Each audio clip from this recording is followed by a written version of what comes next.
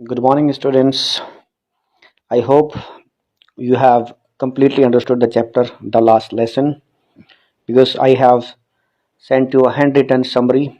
It was not only summary, a detailed explanation and very important questions, short answer questions. Also, I have sent you, and two, I have written long answer important questions. These two questions are very important. Generally, one of these questions is asked in the exams. फिर मैंने सोचा कि चलो एक बार मैं line to line explanation के बारे में कुछ बच्चों को हो जाए. Then I forwarded a YouTube link that is very good explanation line to line. Now again I am making a audio for detailed explanation of the chapter the last lesson. सबसे पहले मैं आपको बता दूं, there are three words. Germany, sometimes you will find Berlin, and sometimes you will find Persia. तो confuse होने की जरूरत नहीं है, ये तीनों एक ही बात है. Earlier these were the part of Persia. Persia में जर्मनी, पोलैंड और ऑस्ट्रिया आता था. तो यू विल फाइंड कभी आपको लगा कि बर्लिन से ऑर्डर आए हैं चैप्टर में, कभी आपको लगेगा कि जर्मनी से ऑर्डर आए, कभी पर्शियन सोल्जर्स वर ड्रिलिंग. कंफ्यूज होने की जरूरत नहीं है, वो एक ही बात है तीनों वर्ड्स की. तो let us go to the background of the chapter. Background में क्या है कि ये उस टाइम की बात है जब फ्रांस का और जर्मनी का वॉर 1870 और 1871 की बात है. उस वक्त जर्मनी ने फ्रांस को हरा दिया था and then France was handled by Germany now. तो इस चैप्टर को एक ऑटोबायोग्राफिकल वे में राइटर ने एक्सप्लेन किया है. अल्फोंस दाऊदत राइटर हैं इस चैप्टर के, जो कि एक फ्रेंच नॉवेलिस्ट भी हैं. तो एक कैरेक्टर जो कि स्टूडेंट है फ्रांच, लिटिल फ्रांच, उसने उसको ऑटोबायोग्राफिकल वे में डिस्क्राइब किया है पूरे के पूरे चैप्टर को. उसका खुद का एक्सपीरियंस क्या रहा है. तो हम चैप्टर शुरू करते हैं कि क्या था इस चैप्टर में.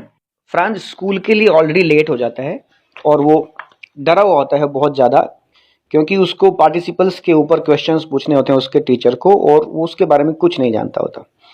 And then he tempted to spend the day out of the doors. Out of the doors का मतलब क्या है कि जैसे बंक करते हैं टीचर जनरली ना, तो उस दिन उसका मूड था कि आज मैं बंक करूंगा क्लास को. क्यों बंक करने का इंपॉर्टेंट क्वेश्चन यहाँ पर बनता है कि why did he want to spend the day out of the doors. क्योंकि जो दिन था बड़ा वार्म था, बड़ा ब्राइट था, और जो बर्ड्स थे वो चिरपिंग कर रहे थे at the edge of the woods. और ओपन फील्ड्स जो थे वहां पर 100 मील की बैक साइड में, 100 मील होता है आरा, जहाँ पे लकड़ी वगैरह करते हैं उसको 100 मील बोलते हैं. उसके बैक साइड में जो जर्मनी के सोल्जर या पर्शिया के जो सोल्जर्स थे वो ड्रिल कर रहे थे. ड्रिल का मतलब लेफ्ट राइट, जो आपने कई बार आप परेड देखते हैं, जैसे इंडिपेंडेंस डे पे आप परेड देखते हैं, वो होता है ड्रिलिंग. तो सारा का सारा उसको टेम्पटिंग लग रहा था बहुत ज़्यादा. उसने सोचा कि चलो मैं आज बाहर अपना दिन जो है गुजारता हूँ बजाय स्कूल ज्वाइन करने के. लेकिन उसने जितनी भी उसकी टेम्पटेशन थी उनको रोका और फटाफट से स्कूल के लिए वो निकला. जब वो स्कूल जा रहा था तो रास्ते में बुलेटिन बोर्ड पे कुछ लिखा था. जो टाउन हॉल के पास से वो गुजरा तो वहां पर एक बुलेटिन बोर्ड जैसे हमारा नोटिस बोर्ड होता है, एक बड़ा सा बोर्ड होता है, तो वो बुलेटिन बोर्ड था. और पिछले 2 सालों से जितने भी बैड न्यूज थे कंट्री से रिलेटेड, यानी कि जर्मनी ने उनको हरा दिया है या जो भी बुरी बुरी जो भी चीज उनके साथ हो रही थी, जो भी इंफॉर्मेशन हो रही थी, वो उसी बुलेटिन बोर्ड के थ्रू आ रही थी. तो वहां पर वो रुका नहीं, ही कंटिन्यूड वॉकिंग, बट मन ही मन में सोचा कि इस बार क्या माजरा हो सकता है. तो बुलेटिन बोर्ड के सामने बड़ी भीड़ इकट्ठी हुई थी. वहां पर एक ब्लैक स्मिथ वॉचर भी खड़ा हुआ था, उसके साथ में उसका असिस्टेंट भी खड़ा हुआ था. तो जैसे वहां से भाग रहा था, स्कूल की तरफ जा रहा था बहुत तेज, तो वॉचर ने उसको बोला कि भाई कोई बात नहीं, इतनी जल्दी नहीं है, बहुत टाइम है तुम्हारे पास स्कूल जाने के लिए, you have plenty of time. Plenty of time यहाँ पर एक बड़ा ही आयरनिकल स्टेटमेंट है. अगेन इंपॉर्टेंट क्वेश्चन कि उसने ऐसा क्यों बोला प्लेंटी ऑफ टाइम. इसका मतलब है कि वॉचर ने नोटिस बोर्ड पर पढ़ लिया था कि अब फ्रेंच लैंग्वेज जो है वो बंद कर दी गई है जर्मनी के द्वारा, क्योंकि ऑर्डर्स आ गए कि अब होता भी ये जनरली, जैसे जब किसी कंट्री को जीत लेता है तो अपने रूल्स, अपने रेगुलेशंस, अपनी चीजें वहां पर वो इम्पोज करता है. इम्पोज मीन्स थोपता है. तो इसलिए लिटिल फ्रांस ने सोचा कि मेरा वो मजाक बना रहा है, और फटाफट से भागता हुआ वो अपने स्कूल की तरफ चला जाता है. जैसे वो स्कूल हांफता हुआ पहुंचता है, आउट ऑफ द ब्रेथ, हाँ था पैंट पी एंटे हांफता हुआ, तो वहां पर पहुंचता। जनरली होता क्या था स्कूल में अक्सर कि बड़ा ही शोर शराबा होता था, ग्रेट हसल एंड बसल होता था, opening and closing the desk, और लेसन्स रिपीट होते थे यूनिसन में। यूनिसन में लेसन रिपीट का, जैसे अभी आप कई बार सुनते हैं छोटी क्लास में यू 1 2 3 जो हमारा अल्फाबेट्स होते हैं या हमारे टेबल्स होते हैं, बच्चे उनको एक यूनिसन में बोलते हैं। For example, A for apple, A for apple, B for ball, तो सभी इकट्ठा एक सुर में, एक रिदम के साथ, दैट्स अ यूनिसन में बोलते थे। तो इतनी जोर की आवाज होती थी कि हमें अपने कानों पर उंगलियां रखनी पड़ती थी। अब होता क्या था, अक्सर उसके दिमाग में रहता था कि शोर शराबा होगा और इसमें आराम से जाके मैं बैठ जाऊंगा, कोई मुझे नोटिस नहीं करेगा। लेकिन that day everything was strange and was different. सारा का सारा बिल्कुल संडे मॉर्निंग की तरह था। तब उसने विंडो में से देखा कि उसके जो क्लासमेट्स थे वो ऑलरेडी अपने प्लेसेस पर बैठ चुके हैं, और एम हैमल, ये टीचर हैं एम हैमल। पूरी की पूरी कहानी है वो एम हैमल और फ्रांच के बीच ही एक तरीके से कैरेक्टर मान के पूरा का पूरा कहानी इस चीज पर, इस चैप्टर की बेस्ड है। तो एम हैमल है, उनके फ्रेंच टीचर जो थे, उन्होंने रूलर लेके, जैसे रूलर होता है, एक बेंत होती है, छोटा डंडा होता है, आपने देखा होगा कई बार मूवीज में, या इंस्पेक्टर के पास होता है छोटा डंडा, उसको हम रूलर बोलते हैं, बेंत। वो आर्म्स में लेके वो चहलकदमी कर रहा था आगे पीछे। तो उसको सबके सामने से सीधा जाना पड़ा क्योंकि सब कुछ साइलेंट था और बहुत डरा हुआ था उस वक्त। लेकिन जैसे उसने एंट्री की, कुछ भी ऐसा हुआ नहीं, उसको एम हैमल ने डांटा नहीं, बल्कि उसने बड़ा प्यार से, बहुत जेंटली उसने उसको बोला कि फटाफट से अपनी सीट पे चलो, and we were beginning without you, कि हम तुम्हारे बिना ही शुरू करने वाले थे, लेकिन अब तुम आ गए हो, फटाफट अपनी सीट पर बैठो। अब लिटिल फ्रेंच या लिटिल फ्रांस जो भी स्टूडेंट है, वो फटाफट अपनी सीट पर जाकर बैठ जाता है। और जैसे वो सीट पर जाकर बैठा, उसने बड़ा सरप्राइजिंग देखा सारा एटमॉस्फेयर। फर्स्ट ऑफ ऑल, जो उसका टीचर था एम हैमल, उसने अपना एक ब्यूटीफुल ग्रीन कोट और फ्रिल शर्ट उसने पहनी हुई थी, और लिटिल ब्लैक सिल्क कैप, पूरी की पूरी जो एम्ब्रॉयडर्ड थी वो उसने पहनी हुई थी। वो जनरली ये इस तरह की ड्रेस इंस्पेक्शन डेज पे, प्राइज डिस्ट्रीब्यूशन डेज पर पहनता था, और पूरा एटमॉस्फेयर बड़ा सीरियस था। फिर बैक बेंचेस जो जनरली एम्प्टी होते थे, वहां पर कोई नहीं बैठा था, तो वहां पर कुछ विलेजर्स बैठे हुए थे, और उनमें कौन कौन शामिल थे? ओल्ड हाउसर, और farmer mayor, farmer post master. Farmer का मतलब रिटायर्ड मास्टर, यानी कि कहने का मतलब क्या है कि जो फ्रेंच लैंग्वेज थी, ये कोई इस तरह की क्लास नहीं थी कि आपकी क्लास 7th है या 6th है, 8th है, तो लैंग्वेज वैसे तो क्लास से रिलेटेड होती नहीं, तो उसमें सभी तरह के स्टूडेंट्स थे, मीन्स बड़े भी थे, छोटे भी थे, बच्चे भी थे, तो ऑल वर सिटिंग देयर। तो जो विलेजर्स थे वो पीछे की बेंचेस पर बैठे हुए थे, और हर कोई बिल्कुल सैड था उस दिन। जो हाउसर है वो एक प्राइमर लेके आया। प्राइमर होता है कायदा, जो हम अल्फाबेट्स पढ़ते हैं जिसमें लेटर्स, ए फॉर एप्पल, वो लेके आया हुआ था, और उसने उसको रखा हुआ था, और बड़े ध्यान से जो था उसके पेजेस को वो पढ़ रहा था। जब ये सारी चीजें सोच ही रहा था लिटिल फ्रांच कि क्या है सारा का सारा इतना स्ट्रेंज, तो तभी बड़ी ग्रेव सी टोन में एम हैमल ने कहा कि my children, this is the last lesson I shall give you. The orders has come from Berlin to teach only German in the schools of Alsace and Lorraine. तो ये दो cities के names हैं, Alsace and Lorraine. तो order आ चुके हैं वहां से कि वहां पर फ्रेंच की बजाय जर्मनी पढ़ाई जाएगी। And the new master comes tomorrow, and this is your last French lesson. I want you to be very attentive.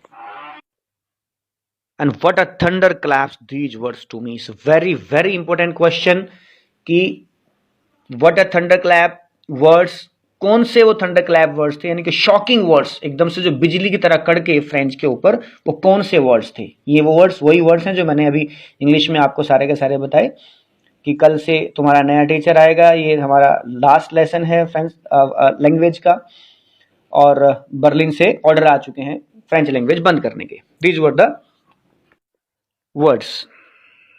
अब फ्रांच को रियलाइज होता है अपनी मिस्टेक। अब ये सोचता था कि जब कभी भी उसको टीचर सजेस्ट करते थे कि अपनी पढ़ाई करो या फोकस करो स्टडीज पे, तो लर्निंग में उसका ध्यान नहीं होता था। बजाय उसके एग्स, जो बर्ड्स के एग्स हैं उनके पीछे भागना, जो सार रिवर है वहां पे स्लाइडिंग करना, फिर बुक्स उसको बड़ा वेट लगता था, उनमें बड़ी नॉनसेंस लगती थी, और उनको उठाने में उनको लगता था कि बहुत भारी हैं। Ultimately he was unwilling to learn. अब उसको सारी की सारी जो बुक्स थी वो उसको पुराने दोस्त की तरह लग रही थी, जो अब उनको बिल्कुल भी वो छोड़ना नहीं चाहता था।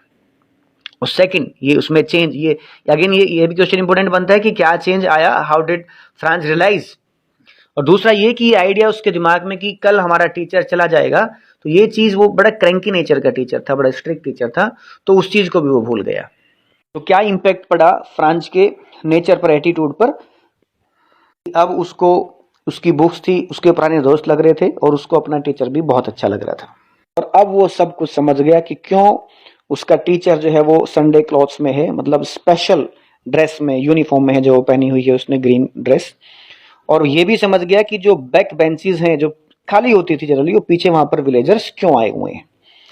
क्यों आए हैं विलेजर्स वहां पर, वो इसलिए आए हैं क्योंकि उन्होंने अभी तक अपनी लैंग्वेज को इग्नोर किया है, और अब वो अपने लैंग्वेज के लिए रिस्पेक्ट पे करने के लिए आए हैं, और एम हैमल को थैंक्स बोलने के लिए आए हैं कि जो 40 इयर्स की फेथफुल सर्विस उन्होंने रेंडर की है, दी है उन सबको।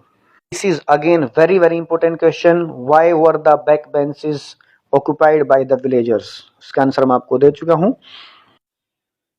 उसके बाद फिर पार्टिसिपल्स की बारी आती है, जिसके लिए वो डरा हुआ था, उसको पार्टिसिपल्स को सुनाने थे।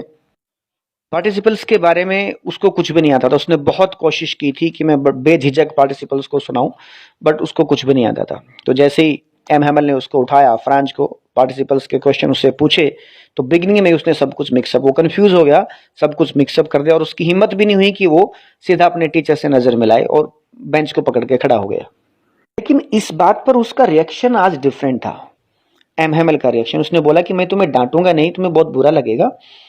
अब देखो कि होता क्या है अक्सर, कि हम कहते हैं कि अरे हमारे पास बहुत टाइम है, हम कम कर लेंगे, कल कर लेंगे इस काम को। अब हम कहाँ आ चुके हैं, means we have reach the point where we don't have the time for tomorrow. Means French language has been banned by the German and now we don't have the time. यही प्रॉब्लम है Alsace के साथ, कि वो चीजों को कल पर टाल देते हैं। Again this is very very important question, कि एलसीएस के बारे में क्या बोलते हैं फ्रांच, या एजुकेशन अपनी फ्रेंच लैंग्वेज को लर्निंग के बारे में क्या बोलते हैं। वो यही बोलते हैं कि हम आज की चीज कल पर टालते रहते हैं, कल कर लेंगे, कल कर लेंगे, लेकिन अब वो टाइम आ चुका, हमारे पास टाइम नहीं है। फिर वो ये कहता है कि अब जर्मन वालों के पास ये कहने का राइट होगा, क्या तुम फेक अपनी बात की डींग मारते हो, you boast of your language, we are French people, even you don't know the language, how to write, how to speak. लेकिन फिर वो कहते हैं इस चीज के लिए तुम अकेले जिम्मेदार नहीं हो, तुम्हारे पेरेंट्स भी इतने एंग्शियस नहीं थे कि तुम्हें वो भेजें पढ़ाई के लिए। They preferred you to work on the farm to earn something more. और अपने आप को भी वो ब्लेम करता है कि इसमें कहीं ना कहीं मैं भी दोषी रहा हूं। जब कभी भी मुझे होता था कि मेरे फ्लावर्स में पानी देना है, मैं तुम्हें भेज देता था कि भाई मेरे फ्लावर्स को पानी दे के आओ। और जब कभी भी मुझे फिशिंग पे जाना होता था तो मैं छुट्टी कर देता था। तो सभी के सब इक्वली रिस्पॉन्सिबल हैं इस चीज के लिए।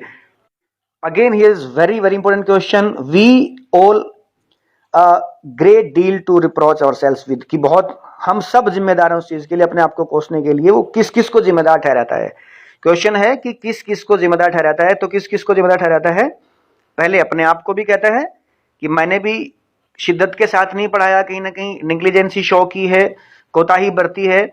और फिर तुम्हारे पेरेंट्स ने भी कोई इतना इंटरेस्ट नहीं दिखाया, तो तुम अकेले ही रिस्पॉन्सिबल नहीं हो, तुम्हारे पेरेंट्स और टीचर यानी कि मैं भी रिस्पॉन्सिबल हूं कि तुम अपनी लैंग्वेज को अच्छे से नहीं सीख पाए हो।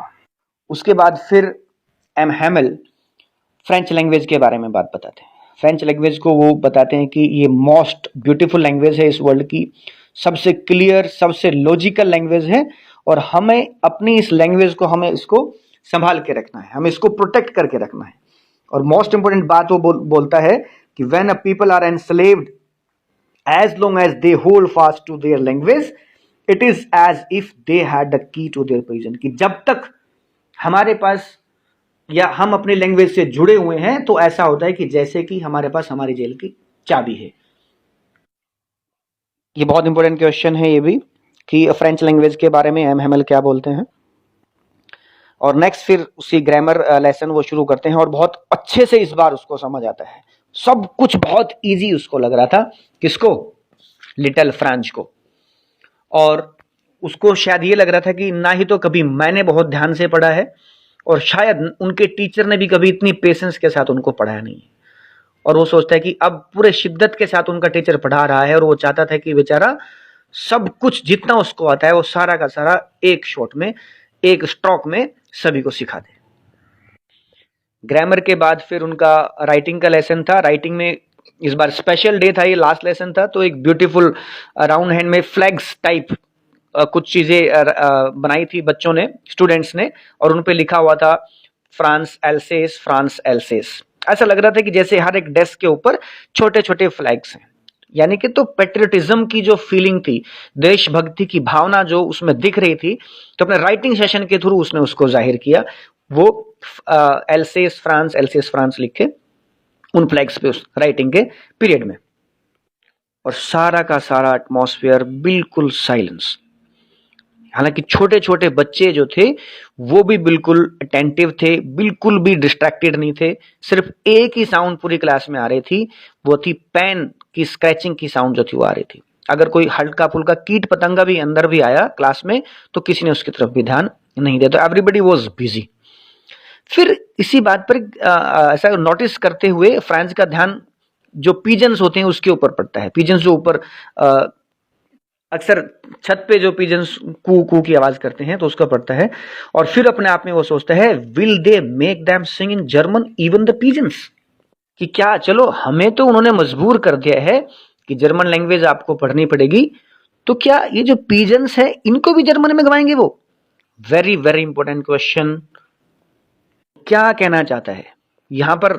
ये कहना चाहता है कि एक जो हमारा लैंग्वेज है, हम अपनी एक हॉलोनेस, एक अपना खोखलापन, खोखली पावर दिखाते हैं कि अपनी दूसरे की लैंग्वेज को बंद करके, पर इसका एक नेचुरल टोन होता है, उसको कभी रोक नहीं सकते। अगर वो इतने पावरफुल हैं तो इन कबूतरों को भी उनकी टोन चेंज करके दिखाएं। मतलब जो इंसान की फर्जी एक लिंग्विस्टिक शोविनिज्म, मैंने क्वेश्चन जो आपको भेजे हैं 2, उनमें क्वेश्चन में मैंने इसको बहुत डिटेल अच्छे से एक्सप्लेन किया कि क्या बताना चाह रहा है यहाँ पर।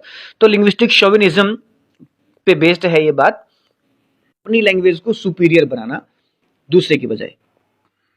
तो सब कुछ वो ऑब्जर्व कर रहा था, और जब कभी भी वो लिखते हुए फिर बाद में जब वो सिर उठा के देखता अपने टीचर को, बिल्कुल मोशनलेस वहां पर बैठा होता है उसका टीचर, कभी एक चीज से दूसरी चीज की तरफ देख रहा है। Ultimately he was very sentimental that time, was very emotional, recalling the days of the past, पिछले दिनों को याद कर करके। वो कहते हैं कि सोचो कि एक इंसान का मतलब है उस टीचर के बारे में बात कर रहे हैं कि जिसने 40 बरस यहाँ पर बिताए हैं, सेम प्लेस, सेम गार्डन, उसकी विंडो के सामने गार्डन, उसकी क्लास उसके सामने है, और सिर्फ जो डेस्क हैं, जो बेंचेस हैं वो थोड़ा सा स्मूथ हो गए हैं, मतलब घिस गए हैं, वॉर्न आउट हो गए, घिस गए हैं जो, और जो वॉलनट ट्रीज हैं उसके गार्डन के सामने और थोड़े बड़े हो गए, और होप वाइन की जो बेल है वो जो उसने खुद प्लांट की थी वो विंडो के थ्रू ऊपर छत तक चली गई है। सब कुछ एज इट इज, कि कैसा लग रहा होगा इस इंसान को ये सब चीजें, ये फील करते हुए कल उसको छोड़ के जाना है। दूसरा कि ये सुनते हुए कि उसकी सिस्टर ऊपर जो है सामान पैक कर रही है कि कल उसको जाना है, वो ट्रंक्स वगैरह पैक कर रही है, कि उसके दिल में ये आइडिया, 40 साल जहां उसने निस्वार्थ सेवा भाव से टीच किया है, अपनी लैंग्वेज को पढ़ाया है, उसको ये लग रहा है कि कल उसको छोड़ के जाना है, तो कैसा उसके दिल पे क्या गुजर रही होगी। तो ये सब चीज वो सोच रहा था। But he had the courage to hear every lesson to the very last. Important line है, इसका मतलब क्या हुआ कि उसके अंदर एक टॉलरेंस पावर थी। इतनी जल्दी हार मारने वाला वो टीचर नहीं था, कि लास्ट मोमेंट तक एडवर्स सर्कमस्टांसेस को फेस करने की टॉलरेंस पावर उसके अंदर थी। उसके बाद फिर हिस्ट्री का लेसन था, फिर प्रोनाउंसिएशन का लेसन था, जैसे कि ए बी सी हम यहाँ पर बोलते हैं तो बी बा बू में बोलते हैं, तो जैसे बच्चे बोलते हैं। तो साथ इसमें जो ओल्ड हाउसर था उसने अपना स्पेक्टिकल लिया और हाथ में जो कायदा जो होता है जिसमें अल्फाबेट्स होते हैं वो लिया, और उसने बच्चों के साथ वो भी बोल रहा था। और बहुत ही यहाँ पर इमोशनल हो जाती है चीजें, कि जब वो बोल रहा था तो उसकी वॉइस जो थी ट्रेम्बल कर रही थी इमोशन के साथ। मतलब जब भी आप कोई भी आप देखते हैं, sometimes you see the movies, वैसे भी रियल लाइफ में आप देखते हैं कि जब हम भावुक हो जाते हैं तो हमारी आवाज कांपने लगती है, तो हम रोना चाहते हैं तो अच्छे से हम बोल नहीं पाते। तो वो सीन जो था वो उसके साथ हो रहा था, ओल्ड हाउसर के साथ हो रहा था वहां पर। और वो कह रहा था कि ये सब उनको फनी भी लग रहा था, एक ही टाइम पे वो हंसना भी चाह रहे थे और रोना भी चाह रहे थे।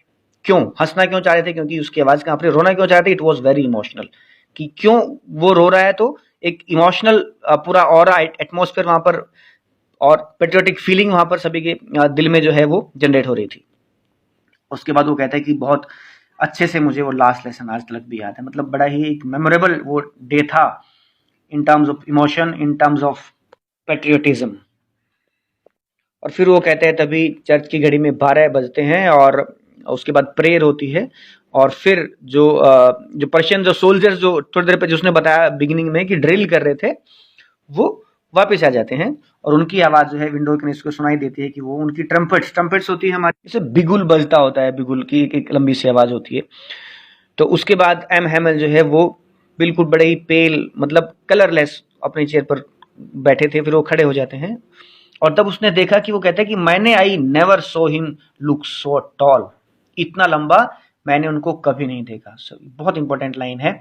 इसका मतलब क्या है, दो मतलब निकलते हैं इस सेंटेंस से। पहली बात कि इतना रिस्पेक्ट के साथ, मतलब उसकी डिग्निटी उसके मन में इतनी बढ़ गई है आज कि उसने उसको बहुत लंबा पाया। सेकेंडली उसने टीचर को बड़े शिद्दत के साथ वो देखा आज उसको, तो इसलिए इतना लंबा उसने उसको कभी नहीं देखा था। मतलब earlier he ignored his teacher but now he has a lot of respect, he has a lot of dignity for his teacher this time. उसके बाद एम हैमल कुछ कहना चाहता था, वो खड़ा हुआ और उसने बोला आए आए, लेकिन ऐसा लग रहा था वो बोल नहीं पाया बिकॉज ऑफ इमोशन, उसका मन बहुत दुखी था। तो फिर वो बोलने की बजाय उसने चौक का एक पीस उठाया और जितनी उसमें ताकत थी उस सारी ताकत के साथ उसने बोर्ड पर बहुत बड़ा बड़ा लिखा विवा ला फ्रांस, मतलब लव लिंग फ्रांस की फ्रांस तुम लंबे टाइम तक जीवित रहो। इट मीन्स पूरी माइट ताकत के साथ क्या था कि बहुत जब हमारा मन दुखी होता है तो हमारी सारी एनर्जी लूज हो जाती है, मन बड़ा शिथिल हो जाता है। और उसके बाद वो रुका और फिर दीवार के सहारे अपना सिर उसने लगाया और उसने कुछ बोला नहीं, सिर्फ इशारा कर दिया और उस इशारे का मतलब था कि आज की क्लास, आज का school dismiss and now you may go. So this is the chapter. तो इट्स नॉट द समरी, ये डिटेल्ड मैंने आपको सारा अच्छे से मैंने आपको बताया। शॉर्ट इंपॉर्टेंट क्वेश्चंस मैंने आपको भेज दिए हैं फर्स्ट चैप्टर के भी और सेकंड चैप्टर के भी, आप उनको बहुत अच्छे से देख लेंगे। टेक्स्ट में आप पहले तो आप टेक्स्ट पढ़ेंगे पूरा।